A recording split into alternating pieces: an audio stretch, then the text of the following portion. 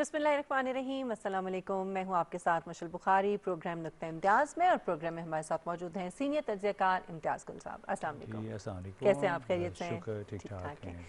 नाज़रीन, फैटफ का सालाना इजलास इसी महीने में होने जा रहा है, जिसमें पाकिस्तान के हवाले से बहुत अहम फैसला होगा। और इससे पहले 27 निकाती जो एक्शन प्लान है वो भी उस पर अमल दरामद के हवाले से एक रिपोर्ट जो है वो भी जमा करा दी गई है। इसमें एक बड़ा नुक्ता जो है वो बेनामी अकाउंट्स और बेनामी जो असासे हैं उसके हवाले से इससे मुताल्लिक था। इस हवाले से भी गुज़श्ता 2 साल के दौरान बड़ी पेशरफ्त होती रही है, और जिसमें बेनामी अकाउंट्स के हवाले से जो कवानीन है वो भी पास किए गए हैं। और आपको एक और बात ये बताएं कि ये पैसा जो है, जो दहशतगर्दी में एक इल्ज़ाम लगाया जाता रहा है कि इन्वॉल्व है, ताकि उसका रास्ता जो है रोका जा सके। असल मकसद इस सारे जो एक्सरसाइज थी उसका ये था। इसी हवाले से हम प्रोग्राम में सबसे पहले गुफ्तगू करेंगे। इम्तियाज़ साहब, सबसे इंपॉर्टेंट सवाल ये कि बेनामी अकाउंट्स के हवाले से जो अब तक की कोशिशें की हैं हुकूमत ने, इसके असरात आप देख रहे हैं आने वाले दिनों में कितनी मौसर साबित हो रही हैं कोशिशें? देखिए, असरात तो इसके बिल्कुल होंगे। पता चल जाएगा इसी महीने में जब इस इजलास महीने होगा। में ना भी पता चले। आप अगर फैटफ की रिपोर्ट का जिक्र कर रही हैं जी। कि नहीं, उन्होंने इजलास में पाकिस्तान के साथ सलूक क्या करना है, वो अभी नहीं मालूम। उम्मीद बहुत है, जी। क्योंकि उसमें अमेरिका भी काफ़ी हद तक हमारे साथ है, चीन तो है ही साथ, तुर्की भी है, और पाकिस्तान ने उस काफ़ी सारे इकदाम भी किए हैं। जो कानून साजी हमें ज़रूरत थी वो हमने की। उसमें एंटी मनी लॉन्ड्रिंग के कवानीन थे, और म्यूचुअल लीगल असिस्टेंस, यानी अगर दो मालिक एक दूसरे के साथ दहशतगर्दी के हवाले से कानूनी इमदाद हासिल करना चाहें तो वो एक आपको हर मुल्क के साथ एक करना पड़ता है, अच्छा। मुआहदा करना पड़ता है। ठीक। फिर एंटी टेररिस्ट एक्ट 1997 जो था, उसमें बहुत सारी तरामीम की गई। नेक्टा, हमारी जो नेशनल काउंटर टेररिज्म अथॉरिटी है, उसके कवानीन तब्दील किए गए, उसको मज़ीद मौसर बनाया गया। फिर बेनामी ट्रांजैक्शंस रूल्स 2019 यानी 2019 वो भी इसमें शामिल किए गए, और इसके नीचे बहुत सारी ऐसी चीज़ें थी जिनको तब्दील किया जाना ज़रूरी था। और उसमें जो 27 नुकाती एक्शन प्लान था फैटफ का, उसमें ये कहा गया था कि जो federal bureau of revenue, securities exchange commission of Pakistan, Pakistan post, क्योंकि आपको मालूम है पाकिस्तान पोस्ट बैंक का भी काम करता है, उसके ज़रिए भी वहाँ भी लोग अपनी बचत जमा करवाते हैं, सेविंग्स, और वहाँ से पैसे लेते हैं। तो चूँकि बुनियादी तौर पे नेशनल एक्शन प्लान का बराह रास्त मकसद यही था कि दहशतगर्दी के लिए इस्तेमाल होने वाली रकूम का रास्ता रोका जाए, कम से कम किया जाए। इम्पोर्टेंट सवाल जो है ना, जो आपने भी बात की है, उसके बाद जो जहन में उठता है वो ये कि हमें हमेशा इस तरह के इकदाम के लिए इंटरनेशनल प्रेशर की ज़रूरत क्यों पड़ती है? इससे पहले क्यों नहीं हुआ आज तक ये काम?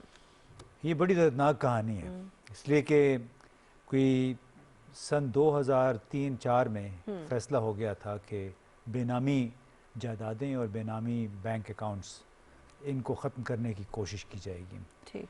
तो आप देखिए कि 16 साल लगे हैं इस कानून को, इसको कानून के ज़रिए बिल्कुल रेगुलराइज करने में। वो भी बैनुल अक़वामी प्रेशर जब पड़ा है तो फिर हमने उस वक्त वादा किया था कि हम इसको बेनामी सिलसिला ख़त्म कर देंगे, लेकिन चूँकि इस निज़ाम के बहुत सारे बेनिफिशरीज़ हैं जिससे फ़ायदा उठाने वाले हैं, बहुत सारे शराकतदार हैं, तो मुसलसल एक पुश बैक उसको कहते हैं, यानी मज़ामत होती रहती है कि किस तरीके से जब भी काबीना में ये मसला आता है, ECC में मसला आता है, किस तरीके से उसको बैकग्राउंड में डाल देते हैं।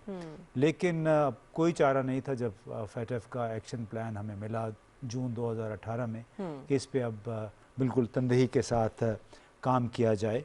और उससे देखिए कि ये वो अकाउंट्स थे बेनामी जिनके ज़रिए बहुत बड़ी बड़ी ट्रांजैक्शंस हुआ करती थी, यानी एक एक दिन में 1-1 करोड़, 2-3-3 करोड़ कैश विड्रॉ होता था। अब बेनामी अकाउंट यही होता है कि मसलन वो आपके नाम पे है, लेकिन असल में वो मेरा अकाउंट, किसी रेडी वाले के नाम पे, किसी माली के नाम पे, ड्राइवर के नाम पे, वो टीटीज का भी पता चला है लाहौर से भी। और न जाने कब से चल रहे थे ये अकाउंट, ये तो चल रहा जी, वो तो जब फ्लैट्स ज़्यादा खरीदी हो गई होंगी तो उस वक्त से चल रहा होगा ना, तो ये सिलसिला उस वक्त से जारी है। सही। अब इस काम को रोकने के लिए 2008-9 में एक फाइनेंशियल मॉनिटरिंग यूनिट भी बनाया गया था ठीक। स्टेट बैंक के अंदर ही। अच्छा। और उसका बुनियादी काम यही था कि जो भी आपको मशकूक ट्रांजैक्शन नज़र आएगी वो आप स्टेट बैंक को रिपोर्ट करेंगे। ठीक। लेकिन उसमें मज़े की बात ये थी कि जब 2013 जून में नवाज शरीफ साहब की हुकूमत आई तो उस वक्त इसहाक डार साहब वज़ीर ख़जाना बने जी। और उन्होंने बाकायदा एक नोटिफिकेशन के ज़रिए फाइनेंशियल मॉनिटरिंग यूनिट को खत्म कर दिया। वहाँ ख़त्म नहीं किया। अच्छा। उन्होंने वो अपनी ज़ेर निगरानी ले आए। ओके। उनका चलो, ख्याल था कि बातें उनकी किए। ज़ेर निगरानी जब आएगा सही। FMU तो ज़्यादा मौसर काम करेगा। हालांकि जो बाद में थोड़ी बहुत तफ्तीश की गई, इधर उधर से पता चला, वो हुआ ये कि कुछ पर्दादार थे उसमें, कुछ अपने जानने वाले थे, कुछ उनके जानने वाले थे। फाइनेंशियल मॉनिटरिंग यूनिट जी जी। का बुनियादी काम ये था कि जो भी 20 लाख या उससे ज़्यादा की कैश ट्रांजैक्शन होगी, मशकूक होगी, वो डायरेक्ट रिपोर्ट करेगा। ओके। 2013 के बाद वो कोई रिपोर्टिंग ही नहीं हुई। नतीजा फिर क्या हुआ कि बज़ाहिर तो 2015 में इन्होंने हमें निकाल दिया था, वाइट लिस्ट में आ गए थे FATF वालों ने जी।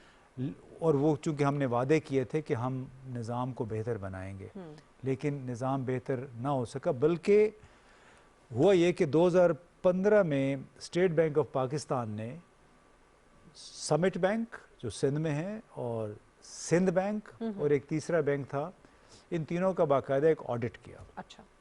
और वो ऑडिट सस्पिशियस ट्रांजैक्शंस के हवाले से था, वो था बेनामी अकाउंट्स के हवाले से। ठीक। और उसमें जो बातें जो सामने आईं उससे ये लग रहा था कि अपने ही कुछ साथी हैं वो उसके नरगे में आ जाएंगे। सही। तो उस वक्त के स्टेट बैंक ऑफ पाकिस्तान के जो सरबराह थे, बड़े दबंग आदमी थे, उन्होंने क्या किया कि वो रिपोर्ट एक्शन करने की बजाय इन तीनों बैंकों के ख़िलाफ़ उस रिपोर्ट को उन्होंने सरदखाने की नज़र कर दिया, सेफ में सील कर दिया कि इसको अभी कोई हाथ नहीं लगाएगा।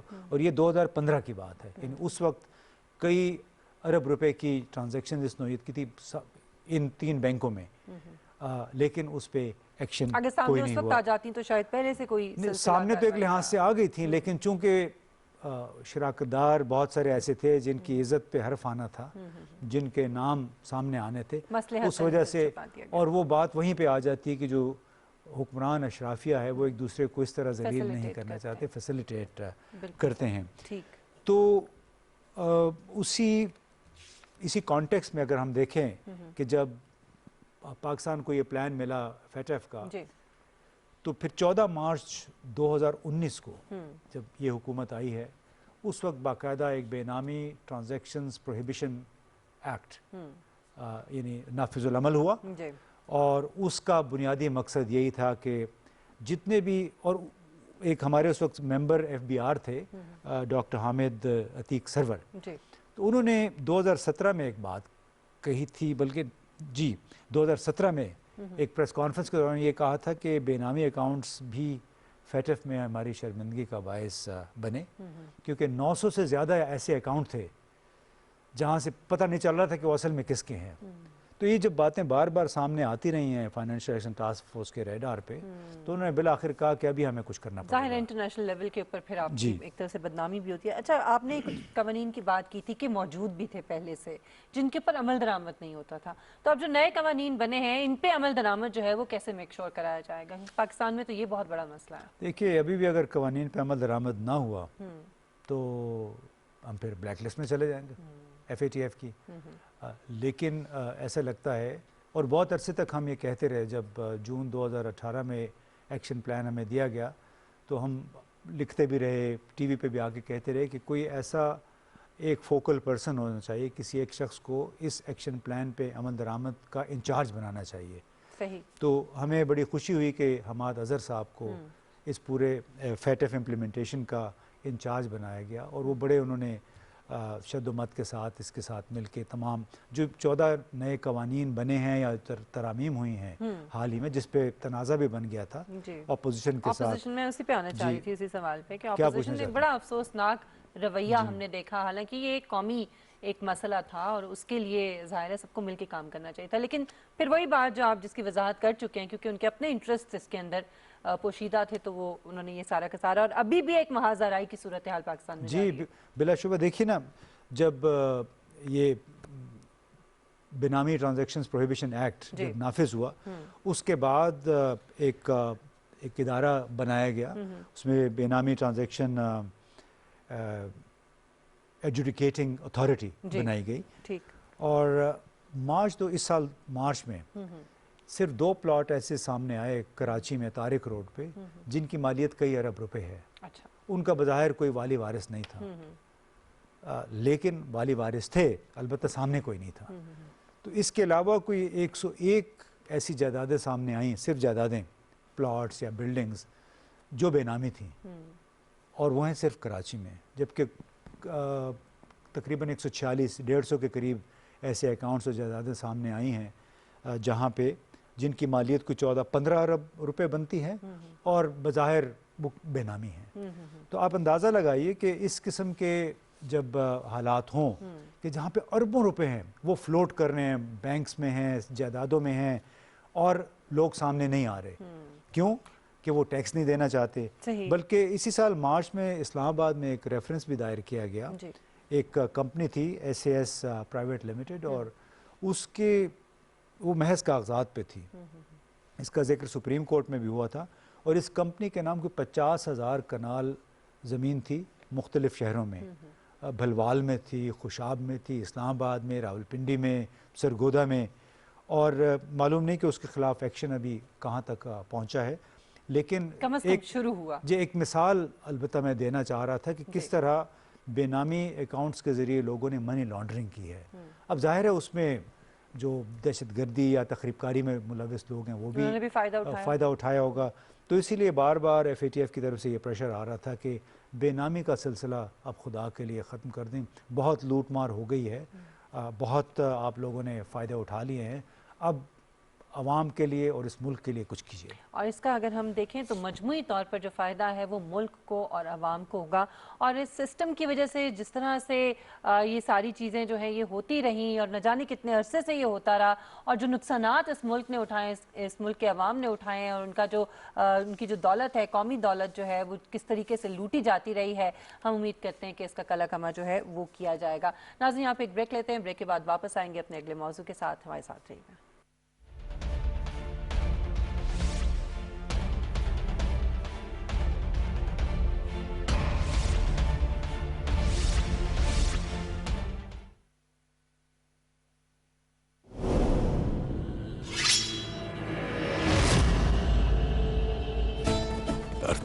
हमेशा अल्लाह की मदद से हर महाज पर फतह हासिल की है।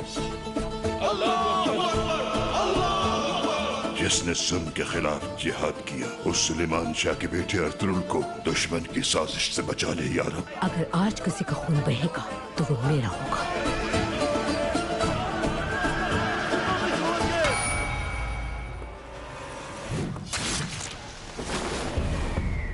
औक़त में हमारे समंदर है दुश्मन की तरह, और हमारे सामने दुश्मन खड़ा है समंदर की तरह। कौन है वो? शैतानों का शहंशाह, शैतानों का शहंशाह।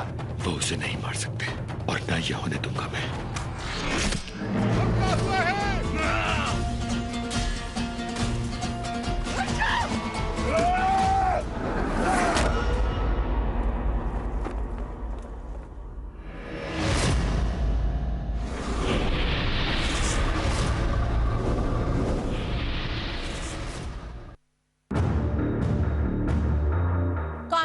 अवाम के हकूक का मुहाफिज। मगर जब अवाम ही अपने कानूनी हकूक से लाइल्म हो तो ये इनके हसूल के खातिर आवाज कैसे उठा सकते हैं? इसलिए हम लाएंगे आगाही कानूनी हकूक की, क्योंकि मजलूम की खातिर चाहे सब खामोश रहें, कानून बोलता है।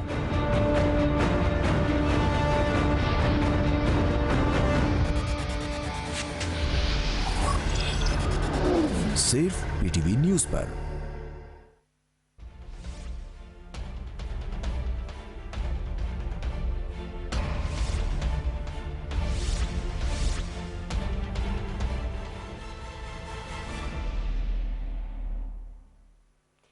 Welcome back. नाज़िन, हम देखते हैं कि पाकिस्तान को अपने अखराजात को पूरे करने के लिए, हुकूमत को अपने अखराजात पूरे करने के लिए आए रोज़ कर्जे लेने पड़ते हैं। बैरूनी कर्ज़ों का जो बोझ है वो रोज़ बरोज़ पाकिस्तान के ऊपर बढ़ता जा रहा है। हालांकि हम ये देखते हैं ख़ास तौर पे इमरान खान साहब हुकूमत में आने से पहले उनका ये वादा था, उनके दावे ये थे कि हम जो कशकोल है उसको तोड़ देंगे, कर्जे नहीं लेंगे, खुद कफील जो है पाकिस्तान को बनाएंगे। लेकिन हम किस चक्कर में फंस चुके हैं इस इतने सालों के दौरान, जो एक सिस्टम पाकिस्तान के अंदर राइज रहा, उसकी वजह से कि हुकूमत चाहते हुए भी इन कर्जों से जान छुड़ाने में नाकाम नजर आ रही है। और ये कर्जे हैं कि आए रोज बढ़ते जा रहे हैं। इसी हवाले से आज हम बात करेंगे प्रोग्राम में। इम्तियाज साहब, सबसे पहला सवाल वही कि जो अवाम को भी वादे जो है उनको ये उनके साथ किए गए थे और ये दावे किए गए थे, और वो पूछते हैं कि ये कर्जे जो हैं, और देने तो जाहिर है अवाम की और मुल्क की जो दौलत है जो उन पर खर्च होनी चाहिए, उसमें से वो वहाँ चला जाता है फिर जब कर्जे वापस करने पड़ते हैं। देखिए, हमारे पास एक रिपोर्ट है, लेकिन उससे पहले मैं सिर्फ इतना कह दूं जी। कि जब 2013 में नवाज शरीफ साहब की हुकूमत बरसर इक़्तिदार आई तो इसहाक डार साहब ने एक प्रेस कॉन्फ्रेंस में अगस्त 2013 में एक प्रेस कॉन्फ्रेंस में कहा था कि इस साल हमने 12 अरब डॉलर कर्ज वापस करना है। इस साल 2019-20 के दौरान इस हुकूमत ने भी तकरीबन 12 अरब डॉलर कर्जा वापस किया है। तो कर्ज़ों की वापसी में कोई फ़र्क नहीं पड़ा। थोड़ा हमें फ़र्क हमने कम अदा किए हैं क्योंकि कोरोना आ गया तो उसकी वजह से थोड़ा हमें डेट रिलीफ मिला है जी। लेकिन कर्ज़ों में मुसलसल इजाफा ही हुआ है। और उन्होंने उस वक्त ये कहा था कि हमने गुज़श्ता हुकूमत के लिए वे कर्ज़े वापस करने के लिए हमें 12 अरब डॉलर चाहिए। अब मौजूदा हुकूमत को भी यही कहना पड़ रहा है, और एक मजबूरी है ये कि ज़ाहिर है आपने गुज़श्ता दौर में जितने भी आपके ज़िम्मे वाजिब अदा कर्ज़े हैं वापस तो करने हैं। सो इसी घन चक्कर में अब पाकिस्तान फंसा हुआ है बुरी तरह। सर, थोड़ा सा बैकग्राउंड जानने के लिए एक रिपोर्ट हमने तैयार की है। नाज़रीन, ये रिपोर्ट देखिए, फिर गुफ्तगू को आगे बढ़ाते हैं। मौजूदा साल 2020 में पाकिस्तान को गैर मुल्की कर्जों की अदायगी के लिए एक बड़ी सहूलत हासिल हुई है और डेट सर्विस मुअत्तली इक़दाम के तहत 2 अरब 41 करोड़ डॉलर के कर्जों की अदायगी को रीशेड्यूल कर दिया गया है। आलमी बैंक के जारी करदा आदाद शुमार के मुताबिक साल 2020 में मुल्क को मजमूई तौर पर 8 अरब 97 करोड़ 40 लाख डॉलर अदा करने थे।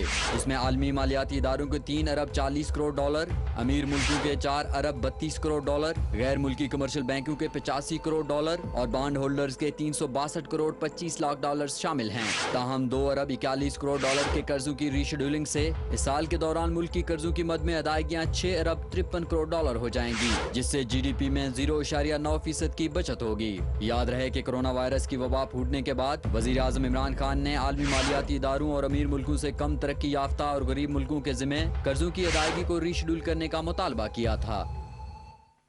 रिपोर्ट आपने देखी, सिर्फ कर्जे ही नहीं बल्कि उनके साथ जो कड़ी शराइत लगाई जाती है पाकिस्तान के ऊपर, वो भी एक बहुत बड़ा मसला है। इम्तियाज साहब, इस पर आप क्या कहेंगे? क्योंकि शराइत जो है फिर ये भी पूरी करनी पड़ती है उसके साथ। जी, काफ़ी शराइत आती हैं। चाहे हमने 2008 में कर्जा लिया था IMF से, उसके बाद 2013-14 में लिया गया गुज़श्ता हुकूमत ने, और इस हुकूमत ने भी जो एक 6 अरब डॉलर का पैकेज नेगोशिएट किया था उसके साथ भी बड़ी कड़ी शराइत थी और उससे अंदरूनी तौर पे आम लोगों के लिए बड़ी मुश्किलात पैदा होती हैं। और इसी मौजू का अहाता करने के लिए अभी हमने ज़हमत दी है डॉक्टर इकरामुल हक साहब को। ये टैक्सेशन उमूर के भी माहिर हैं और मालियाती उमूर के भी माहिर हैं। बहुत इनका काम है, इन्होंने टैक्सेशन और जो पाकिस्तान के गैर मुल्की कर्ज़े इस हवाले से बहुत ज़्यादा लिखा है। सो हम इन्हीं से सीखते हैं और आज इनको हमने तंग किया कि इनसे कुछ पूछें, क्योंकि ये फॉलो कर रहे हैं गुज़श्ता 20-25 बरसों से कि पाकिस्तान में कौन सा कर्जा किस वक्त आया। तो डॉक्टर साहब अस्सलाम वालेकुम। वालेकुम अस्सलाम, बहुत शुक्रिया, आपने याद फरमाया। मेरे लिए बड़े एजाज़ की बात है कि मैं आपके प्रोग्राम में एक दफ़ा फिर पेश हो रहा हूँ और कुछ हम बुनियादी सवालात जो पाकिस्तान के बहुत ही एक तकलीफ़देह अमल रहा है, आपने जैसा बताया कि हमारे कर्ज़ों की तारीख़ पुरानी भी है और दर्दनाक भी है, तो उसके बारे में हम कोई मुफीद जो बात है वो आज कर सकें। जी, बस मैं उसी हवाले से पहला सवाल ये पूछना चाह रहा था कि पाकिस्तान के जो गैर मुल्की कर्ज़े हैं इनकी कहानी क्या है? क्यों जो इंफ्रास्ट्रक्चर प्रोजेक्ट्स के लिए हमें पैसे जो मिलते हैं, कर्ज़े मिलते हैं या ग्रांट्स मिलती हैं, उसके साथ साथ इस्लाहात के प्रोग्राम के लिए भी हम पे कर्जा थोप दिया जाता है। जी शायद हम दुनिया में वाहिद एक ऐसा मुल्क है जहां पर हम पॉलिसी मैटर्स के अंदर भी जो है वो कंडीशंस मानने को तैयार हो जाते हैं, जबकि बाकी ममालिक में प्रोजेक्ट्स लोन लेना कोई बड़ी बात नहीं है। आप इंफ्रास्ट्रक्चर डेवलपमेंट के लिए देखें तो बहुत ज़्यादा कर्जाजात लेकर मुल्कों ने तरक्की भी की है। हमारे यहाँ दो तरह के मसाइल रहे हैं। एक तो ये कि हम अपने करंट अकाउंट डेफिसिट को, जो कि अगर आप सादा ज़ुबान में लोगों को समझाएं कि जो हमारे आउटफ्लोज और इनफ्लोज होते हैं फॉरेन करेंसी में, उसमें हमेशा एक गैर मतवाजी जो था वो रहा और हमें इतनी ज़रूरत पड़ जाती थी कि पिछला कर्जे की किस्त देने के लिए भी मज़ीद कर्जा लेना। ये तो वो IMF की कहानी है, मगर IMF की कहानी के साथ बज़ाहिर तो कोई कंडीशंस जो हैं वो हमें ऐसी लगती हैं जो मालियाती हैं या जिनका ताल्लुक हमारी मईशत के बेहतर होने से है। मगर उसके साथ ही जैसे ही world bank, Asian development bank और दूसरे फाइनेंशियल इंस्टीट्यूशन IFC बहुत से नाम हैं, उनकी वो बताते नहीं हैं उस वक़्त के दरअसल जो हम आपको ये 6.5 बिलियन का 39 मंथ्स में थोड़ा थोड़ा करके ट्रांच देंगे और उसमें भी आपकी हम क्वार्टरली जो है और बाज़ का तब मंथली तक मामला आ गया है देखेंगे, तो वो जो कर्जाजात हैं जब वो आते हैं तो उसमें तकलीफ का पहलू ये होता है कि क्या हमें नहीं पता कि हमारा जो इंतज़ामी ढांचा है, हमारा जो सिविल सर्वेंट का पुराने कवानीन हैं, जो उनकी कारकर्दगी है, एफिशिएंसी में जो कमी है, जो लोगों में अब वो मेयार नहीं रहा, या हमारी जुडिशरी है, हमारे इवन लेजिस्लेचर में भी बहुत सी कमियां हैं। फिर हर शोबा ज़िंदगी में आपने देखा कि आहिस्ता आहिस्ता हमारी इस्लाहात की जो ज़रूरत थी वो किसी ने नहीं किया, और पॉलिसी ऑफ अपीजमेंट आपने देखा का हाल ये था कि हमने खुली एमनेस्टीज दी, बेनामी अकाउंट्स और अपनी इकोनॉमी को खुद तबाह किया। तो एक तरफ तो मुल्क में चंद लोग जो थे वो इन हरकतों की वजह से बहुत अमीर और ताकतवर होकर सियासत में भी उनका अमल दखल बढ़ गया, और दूसरी तरफ रियासत मकरूज होती गई।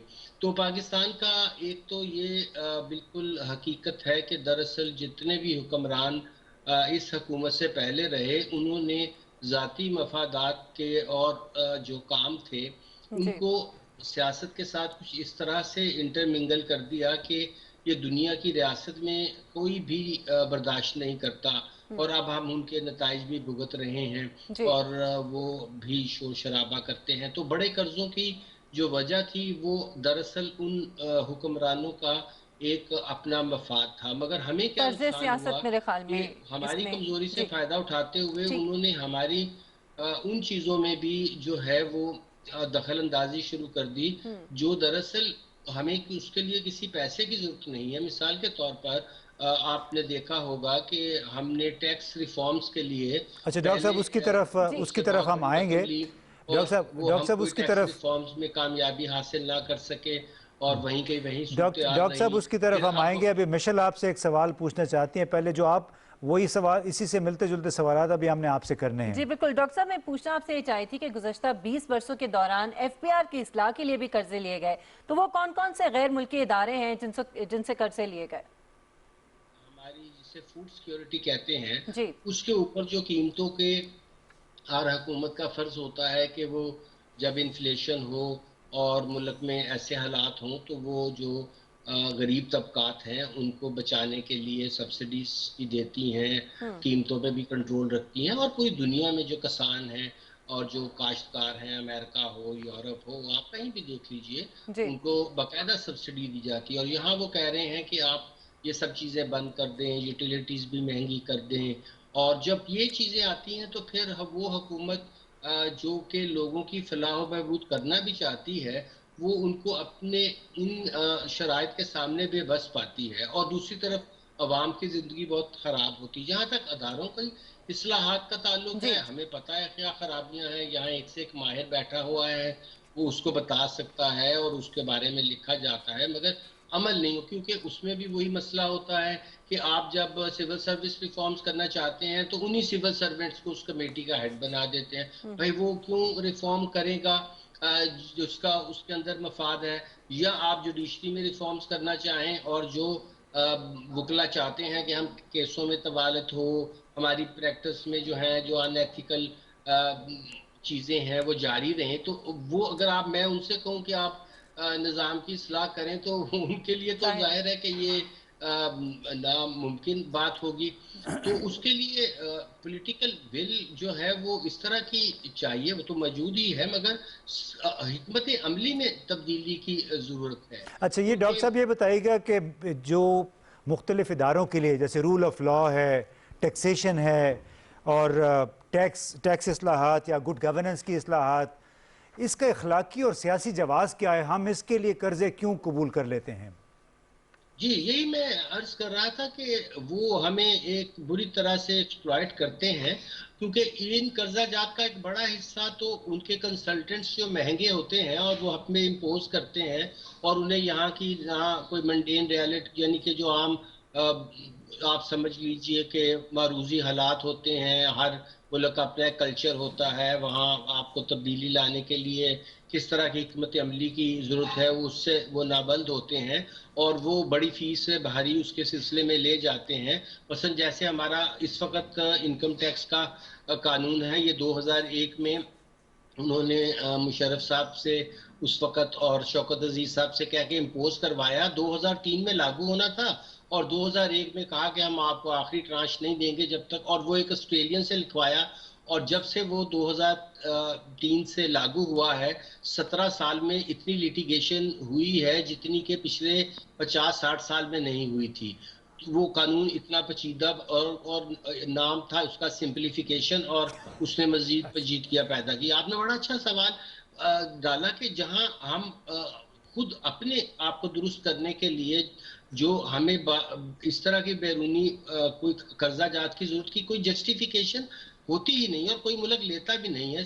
अगर आप जाकर मेरा ख्याल है कि मैंने 10 दफ़ा मुतालिया किया है कि श्रीलंका को भी कहें तो वो ये कहेंगे कि जी हम पॉलिसी मेकिंग तो खुद करते हैं, हमारा ईवान है, हमारे गवर्नमेंट है, वो बहस होती है। आपने देखा होगा कि कर्जा जात लेते हुए ना कोई पब्लिक डिबेट होती है, ना पूछा जाता है कि वो क्या रिफॉर्म एजेंडा है, ना वो पार्लियामेंट के सामने रखा जाता है, और एक खुफिया दस्तावेज के ऊपर किसी दिन साइन हो जाते हैं और बाद में जब हम उसका तजिया करते हैं, देखते हैं, तो पता चलता है कि इसमें तो कोई ऐसी बात नहीं, ये तो हमारे लोग लिख चुके हैं, इसके बारे में तो बहुत सा लिटरेचर, प्रोफेसर, पीएचडी मौजूद हैं, वो ये काम कर सकते हैं। और मगर जैसे मैं अर्ज कर रहा था कि काम आप उससे नहीं करवा सकते जिसकी आप इस्लाह करना चाहते हैं, क्योंकि वो एक तरह से नाकाबिले इस्लाह हो चुका होता है। अगर वो उस डेड वुड को आप उस अदारे से बाहर नहीं करेंगे तो वो उस अदारे में कभी भी इस्लाहात नहीं होने देगा। अभी तक तमाम इस्लाहात चाहे वो बैरूनी कर्जाजात से हुई हो या हमारे अपने इनिशिएटिव से हुई हो, उसकी नाकामी की सबसे बड़ी वजह यही होती है कि हम फिर उन्हीं लोगों को जमा कर लेते हैं जो दरअसल उस मसले का हल नहीं होते बल्कि उस मसले का बायस होते हैं। अच्छा डॉक्टर साहब ये बताइएगा कि बड़ी दिलचस्प बात आपने डॉक्टर साहब ये बड़ी दिलचस्प आपने बात की कि हम उन्हीं लोगों को मसाइल के हल के लिए लगा देते हैं जो कि उसका हिस्सा होते हैं। तो मैं भी आपके कुछ आर्टिकल्स पढ़ रहा था जो आपने इसहाक डार जब वज़ीर ख़जाना थे उनके दौर से मुताल्लिक, और फिर उससे पहले पीपल्स पार्टी के दौर में जब IMF के साथ दोनों हुकूमतों ने मुज़ाकरात किए और 6-7 अरब डॉलर के पैकेजेस वहाँ से हासिल किए। तो आप ज़रा नाजरीन को ये बताइए कि बुनियादी जो शराइत उन्होंने रखी थी दोनों मरतबा, उनमें क्या फ़र्क था और अभी जो मौजूदा हुकूमत के लिए शराइत रखी गई वो कितनी सख्त थी और क्या फ़र्क था उसमें? Just run us through this comparison between the three. जी देखिए ना, अब इसमें मैं एक अर्ज कर रहा था कि बड़ी सादा सी मिसाल है कि अगर हमें अपनी जो यहाँ पे ओपन कॉम्पिटिशन्स रखने हैं, कीमतों का तवाज़न रखना है, तो किसी जगह पे आपको जो ऐसी फूड होता है जो स्टेपल फूड है, जो आम गरीब लोगों ने इस्तेमाल करना है, चाहे वो शक्कर हो या वो आटा हो या वो घी हो, तो उसकी कीमतों को अगर आप खुला मार्केट में छोड़ देंगे तो मोनोपोलिस्ट जो है आगे ही आपका जो कमीशन है उसको उन्होंने टूथलेस कर दिया। कंपटीशन कमीशन को स्टे लिए हुए हैं, साल हाँ साल गुजर गए हैं, उनकी कोई इस्लाहात होती नहीं है, कार्टर्स भी मौजूद हैं, और इन सारी खराबियों को हमने खुद ठीक करना है। ये कर्जा जात लेने से तो दुरुस्त होने वाली नहीं है।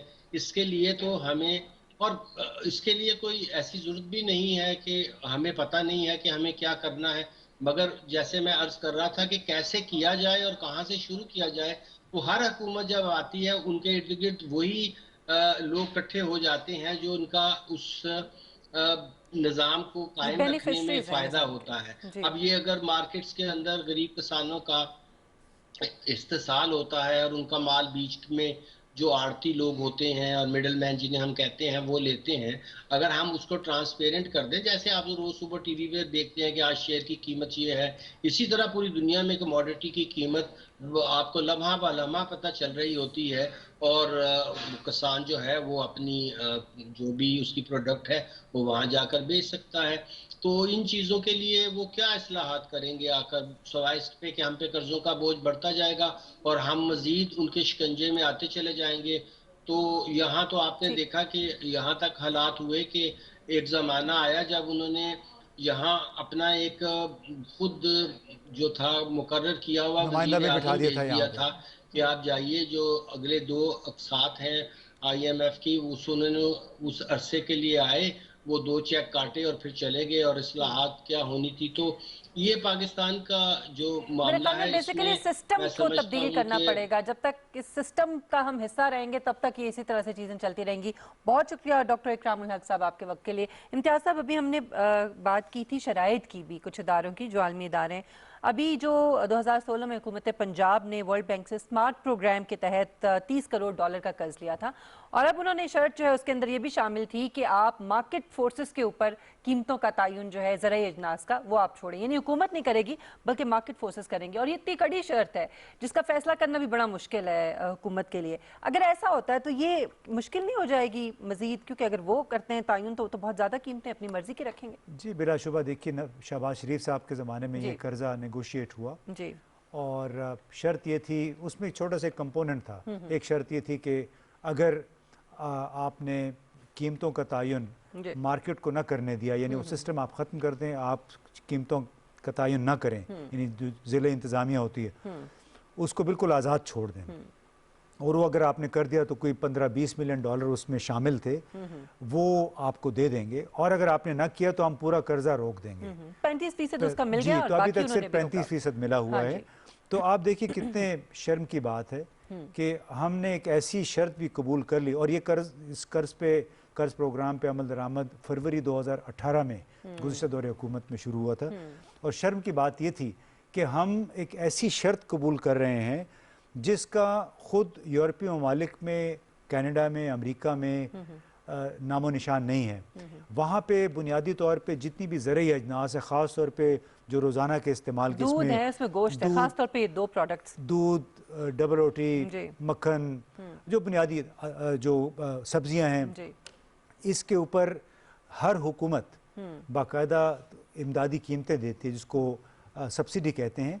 वो किसानों को मिल जाती है, काश्तकारों को, ताकि तमाम चीज़ें खुराक, बुनियादी खुराक की अशिया जो हैं आम आदमी की पहुँच में रहें। लेकिन यहाँ अभी वर्ल्ड बैंक वाले या IMF वाले वो हमसे ये तवक्को करते हैं कि हम इस तमाम मामले को खुला, जो आड़ती हैं, जालिम आड़ती, खुदगर्ज और जो बड़े बड़े ताजिर हैं, उनके रहम करम पे छोड़ दें, तो इसका मतलब है कि या तो लोग फाके मर जाएंगे, यानी अपनी मर्जी से अगर उन्होंने कीमतें बढ़ानी शुरू कर दी तो आम आदमी का उसमें क्या बनेगा।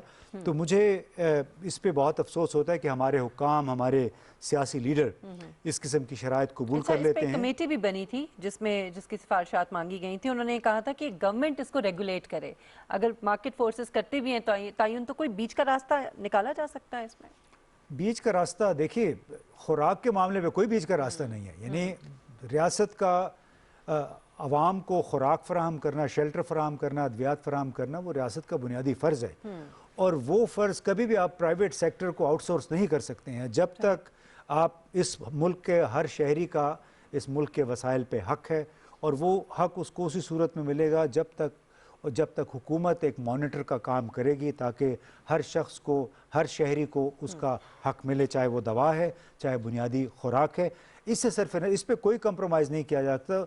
1980 और 90 की दहाई में वर्ल्ड बैंक और IMF ने जनूबी अमरीकी कई ममालिक थे, उनके साथ यही किया, उनको कर्जे दिए, साथ ही कहा कि आप गैस की कीमतें बढ़ाएं, बिजली की कीमतें बढ़ाएं, आप डीरेगुलेट कर दें जो ग़िज़ाई अजनास की कीमतें हैं। वहाँ पे इसी वक्त उसको कहा गया था कि फूड राइट्स यानी खुराक के मसले पे हर शहर में वहाँ पे हंगामे शुरू हो गए, और वहाँ पे हुकूमतों को बहुत मसाइल का सामना करना पड़ा था। और उसमें बड़ा ज़रूरी है हमारी जो सियासी क़यादत है, हमारी जो ब्यूरोक्रेसी है, कि कुछ अपने आवाम का भी ख्याल करें। और ये इस तरह के इश्यूज़ हैं कि जिनका डायरेक्ट जो ताल्लुक है वो आवाम के साथ है, इसलिए हमारी कोशिश होती है कि इन पर बात करें। आने वाले दिनों में भी हम इस हवाले से मज़ीद गुफ्तगू करेंगे। एक ब्रेक लेते हैं, ब्रेक के बाद वापस आएंगे अगले मौजू के साथ।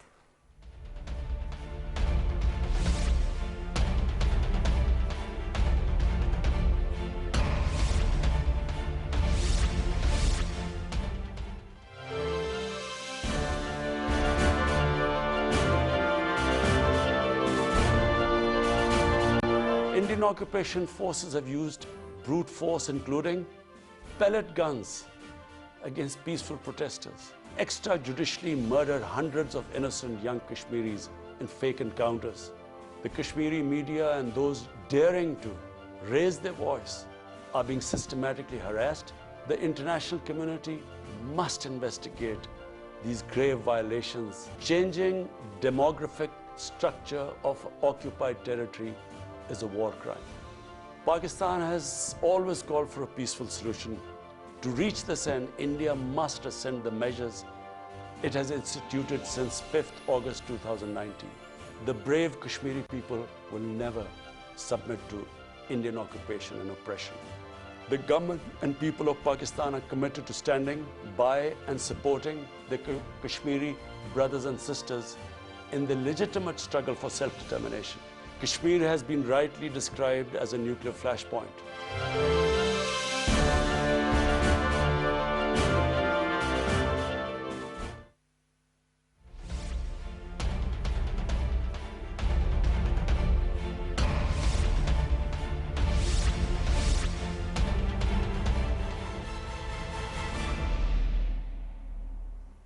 Welcome back. नाज़रीन, दुनिया भर में जो माहौलियाती और मौसमियाती तब्दीलियाँ हो रही हैं उसकी वजह से मुख्तलिफ मसाइल का सामना जो है वो करना पड़ रहा है, जिसमें ख़ास तौर पे एक मसला जो है वो फसलों के ऊपर जो उसके इफ़ेक्ट्स हैं उसका है। और पाकिस्तान में इस वक्त चावल की जो फसल है दर्जा हरारत के गिरने के बावजूद जो गर्मी की शिद्दत है वो उस तरह से कम नहीं हो रही है, जिसकी वजह से उसको नुकसान हो रहा है। और साथ में कीड़ा लगने का भी कुछ ऐसे इलाके हैं जहाँ पर एहतमाल है और मुतासर हो रही है फसल। इसके साथ साथ एक और जो बहुत बड़ा मसला है वो ये है कि इस वक्त भारत की तरफ से जो है वो GI टैगिंग जो है उसके लिए दरख्वास्त दे दी गई है यूरोप के अंदर, यूरोपीय यूनियन को। और हालांकि पाकिस्तान जो है वो 35% एक्सपोर्ट्स जो चावल किए हैं उसमें पाकिस्तान का हिस्सा है 35%, जबकि 65% जो है वो भारत करता है। लेकिन अब ये इतना बड़ा चैलेंज है पाकिस्तान के लिए और पाकिस्तान को हर हाल में 10 दिसंबर से पहले ये चैलेंज जो है इसको इस फैसले को या ये जो कुछ भारत ने किया उसके एक्शन को चैलेंज करना होगा। पाकिस्तानी हुकूमत जो है इम्तियाज साहब कितनी संजीदा है, क्योंकि जो काश्तकार है उसका सबसे बड़ा शिकवा ये है कि हुकूमत हमें सपोर्ट नहीं करती है इस तरह के मामलात में, और अगर हमारी एक्सपोर्ट्स मुतासर होती हैं वो भी चावल की, जो सबसे बेहतरीन चावल बनता है पाकिस्तान में बासमती पैदा होता है, बासमती चावल का है कि उस पे भारत ने अभी अपना एक पेटेंट खुद को मतलब रजिस्टर करवा लिया है। और जाहिर वो ये कर रहे हैं कि बासमती चावल सिर्फ भारत में पैदा होता है, और इससे खदशा अभी ये होगा कि कई कंपनियां दुबई में बैठ जाएंगी, भारतीय कंपनियां होंगी, चावल वो पाकिस्तान से दरामद करेंगे और वहाँ पे उस पे मेड इन इंडिया का जैसे वो और मोहर लगा के वो पूरे अमेरिका में, कनाडा में और यूरोप में उसको बेचेंगे। तो खतरा ये पैदा हो गया है पाकिस्तान के बासमती चावल जो कि सबसे बेहतरीन है कि उसकी बरामद इस तरह मुतासिर होगी अगर भारत को ये पेटेंट मिल गया है। अब पाकिस्तान को इसको चैलेंज करना है। अब गुज़िश्ता रोज़ हमने असद उमर के साथ जो बातचीत की थी इसी प्रोग्राम में, तो शायद आपको याद हो कि उन्होंने इस मुल्क के इस सरकारी इदारों में इन्हतात का जिक्र किया था जी बिल्कुल कि आजकल के दौर के मुताबिक ये इदारे काम नहीं कर पा रहे हैं, उसमें करप्शन भी है, उसमें अफसरान की अदम दिलचस्पी भी है, ज़्यादातर उनकी अपनी तवज्जो ग्रेड्स पे होती है, गाड़ियों पे होती है, कितना स्टाफ उनको मिलेगा, लेकिन जो उनका असल काम है वो पाकिस्तान के मफादात का तहफ़्फ़ुज़ ख़ास तौर पे बैरूनी ममालिक में वो नहीं हो पाता है। और उसका नुकसान ज़ाहिर है हमारे जो चावल के काश्तकार हैं उसको होगा, हमारे पूरे बरामदी चावल की बरामद से मुताल्लिक जुड़े हुए जितने भी लोग हैं उनको होगा, और ज़ाहिर है पाकिस्तान की बरामदात मुतासिर होंगी तो पाकिस्तान का ज़र मुबादला भी मुतासिर होगा। तो ये एक बहुत संजीदा मसला है। असद उमर साहब ने भी इसकी बड़ी वजाहत की कि हमें स्मार्ट गवर्नेंस की तरफ जाना होगा, और स्मार्ट गवर्नेंस और रिस्पॉन्सिव गवर्नेंस यानी अगर हमारे कोई मसला पैदा होता है तो उस पर तो फौरी तौर पे हमें रद्द-ए-अमल ज़ाहिर करना है। और मुझे याद है कि WTO के तहत और ख़ास तौर पे हमारी दहशतगर्दी से मुताल्लिक टेरर फाइनेंसिंग के हवाले से भी 2-3 मौक़े गुज़िश्ता 8 बरसों के दौरान आए हैं जहाँ हमारी हुकूमतें, हमारे मुताल्लिक़ इदारे सोए हुए थे और हमें एन जो डेडलाइन एक्सपायर होने से एक दिन पहले हमें बग़ैर देखे हुए हमने उस पर दस्तखत किए या कानून साजी करवा दी, क्योंकि एक फॉर्मेलिटी पूरी करनी थी कि पाकिस्तान ने मिसाल के तौर पे एक मुआहिदा है वो रेटिफाई उसकी तौसीक कर दी है, और बग़ैर उस सोचे समझे कि उसके मुज़मरात क्या होंगे। इसी तरह WTO में पाकिस्तान ने बहुत सारे ऐसे मुआहिदों पे या माहौलियात से मुताल्लिक कन्वेंशंस पे दस्तखत किए हुए हैं जिसके लिए हमारे जो मंदूबीन हैं, हमारे हुकाम एक दिन पहले वहाँ पे पेरिस पहुँचते हैं या लंदन पहुँचते हैं और अगले दिन कॉन्फ्रेंस में शिरकत करते हैं और यस करके अपनी उसमें हाँ मिला देते हैं, हाज़िरी अपनी दिखा देते हैं, हाज़िरी लगा देते हैं, और असल में तो तौसीक हो जाती है उन कवानीन की, उन कन्वेंशंस की जिनको हमने मुतालिया नहीं किया होता है। अच्छा, इसमें एक और बड़ी इंपॉर्टेंट चीज़ ये है कि जो काश्तकार है उनका शिकवा है कि आज से कई साल पहले जब GI टैगिंग के लिए भारतीय हुकूमत जो है वो काम कर रही थी तो चेन्नई के अंदर और दिल्ली के अंदर कोर्ट से रुजू किया और उस पर हुकूमत की सपोर्ट मांगी गई, लेकिन हुकूमत ने सपोर्ट नहीं किया। तो मेरे ख्याल में अगर उस वक्त ही हुकूमत जो है वो सपोर्ट करती टेक्निकल भी और ये जो कानूनी तौर पे भी, तो मेरे ख्याल में ये मामला वहीं से इसको ठीक किया जा सकता था या पाकिस्तान अपना किरदार अदा कर सकता था। बिलाशुबा देखिए, अगर आप किसी मामले को चैलेंज नहीं करेंगे तो ज़ाहिर है फैसला तो आपके ख़िलाफ़ होगा, और इस तरह गुज़िश्ता कई बरसों से यही होता रहा है कि वक्त पे बर वक्त हमने कोई इकदाम नहीं उठाया, हमने कानूनी कार्रवाई नहीं किया, चैलेंज नहीं किया है, जिसकी वजह से कई फैसले बैन-अक़वामी अदालतों में, बैन-अक़वामी फ़ोरम पे वो पाकिस्तान के ख़िलाफ़ गए हैं। अभी उम्मीद करनी चाहिए कि हमारे पास अभी काफ़ी मोहलत है, तकरीबन 70 डेज़ जी, तो उसमें अगर हमारे जो मुतल्लिका वजारतें हैं उस पर कोई ना कोई एक्शन ज़रूर लेंगे इंशाअल्लाह। अच्छा, चूँकि वक्त हमारे पास कम है, पॉलिटिकल जो सिचुएशन है इस वक्त पाकिस्तान के अंदर खासी गर्मा गर्मी है, उस पर भी हम बात कर लें। मौलाना फजल रहमान साहब को अपोजिशन ने PDM का सरबराह जो है वो बना दिया है, हालांकि बड़ी बगावत पे मबनी बयानात उनकी तरफ से आ रहे हैं, तो क्या मुज़मरात इसके हो सकते हैं, इम्प्लिकेशंस क्या हो सकती हैं? देखिए, पाकिस्तान डेमोक्रेटिक मूवमेंट है, लेकिन उसका सरबराह एक ऐसे साहब को बनाया गया कि जो कि अपने हुलिये से भी डेमोक्रेटिक नहीं लगते और बातों से भी नहीं लगते सही, इसलिए कि अगर वो डेमोक्रेटिक होते तो चूंकि वो खुद असम्बली से बाहर हैं, हाँ। पार्लिमानी बेरोज़गार हैं वो असल में मुंतखब नहीं हो सके थे, इसलिए वो सबसे मुतालबा कर रहे हैं कि आप इस्तीफ़े दे दें सभी पार्लियामेंट से बाहर आ, क्योंकि इनका अपना उसमें कुछ नहीं, और अपने बेटे को उन्होंने नहीं कहा कि आप भी कौमी असम्बली से इस्तीफ़ा दे दो, उसके बाद फिर हम बाकी लोगों से मुतालबा करेंगे। उनका बेटा आर्मी चीफ के साथ मुलाकात आपको पता होगा हुई थी, तो वो भी उसमें शामिल हो, एक बड़ा उन्होंने माशाल्लाह अच्छा डिनर भी खाया, बड़ा मज़ेदार हमें बताया गया, अच्छी अच्छी चीज़ें थी उसमें। वो डिनर खा के भी आ गए और उधर वो डिनर खा रहे थे, इधर वालिद साहब मुतालबा कर रहे हैं कि हम सबको इस्तीफ़े दे देने चाहिए। तो ये एक पाकिस्तान में डबल स्टैंडर्ड्स मुनाफ़कत की एक सियासत का सिलसिला चला हुआ है कि अगर आपका कोई मकसद नहीं पूरा, आपका अगर वजीफ़ा बंद हो गया है, आप पार्लियामान में नहीं हैं, कश्मीर कमेटी जिसके ये बेताज बादशाह बने हुए थे, जिसकी वजह से 4 5 गाड़ियाँ और घर नंबर 14 था शायद इधर वजीरिस्तान में, यानी मिनिस्टर्स कॉलोनी में, तो मुसलसल इन्हीं की कब्जे में था और बड़ी मुश्किल से खाली कराया गया है।